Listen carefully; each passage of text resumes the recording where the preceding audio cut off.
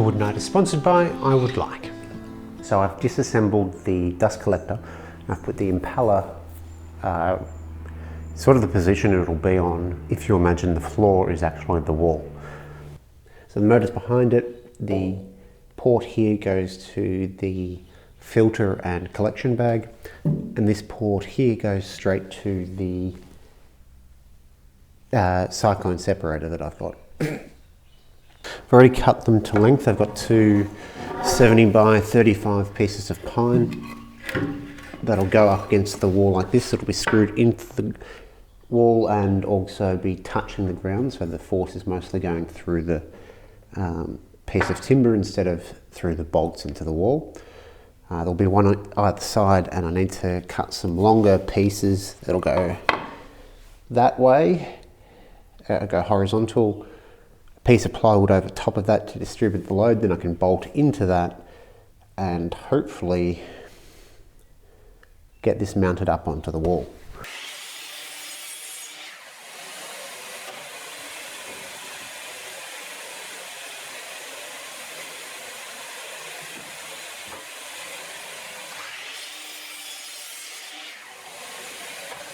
Workshop is a mess at the moment, so I don't actually have the room to do this anywhere but the floor.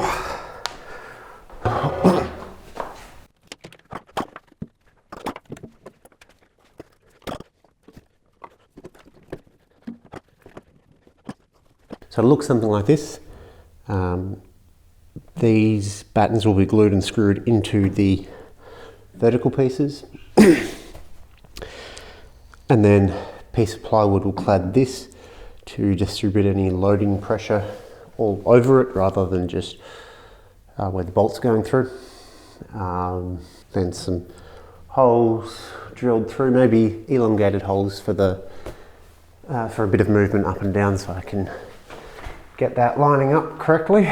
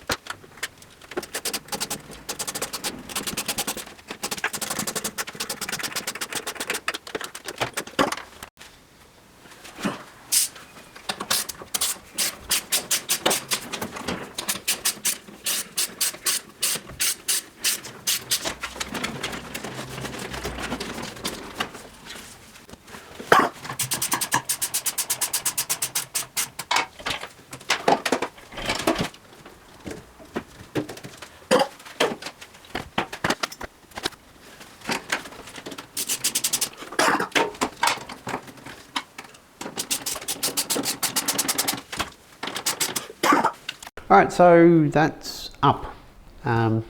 Surprisingly sturdy, I guess, with those anchor bolts. I've got 800 kilos or so holding power, so it's not going to go anywhere. The plywood is the phenolic resin coated birch ply. So the birch ply is very stiff as it is, but being phenolic coated makes it even stiffer. So I'm not overly concerned about that coming loose, but I can sink a few more screws into the pine and that should hold it. Now, originally we were going to have some sort of cam system to raise the bucket up to be able to change it. But instead I can just collapse this, take off one bolt, and then open the bucket like normal. So we'll probably leave it with that, like that. Perhaps not the best solution, but being so simple is a very easy solution. One side benefit that we've found in the whole day and a half that it's been done is that by having the switch here sort of on the outside of the shop area corner thing, rather than back where it was behind the collection bag and all of that, this corner is actually a bit more spacious because I can park the scrap bin and all that stuff, the X-carve, right in like this and still get to that switch. So it's actually, as a side benefit, giving us a bit more space. So that's great. The height is a little bit of an issue for Nat, but not too bad because I'm bending over everything like we had to before, so it's still a bit of a win. Thanks for watching.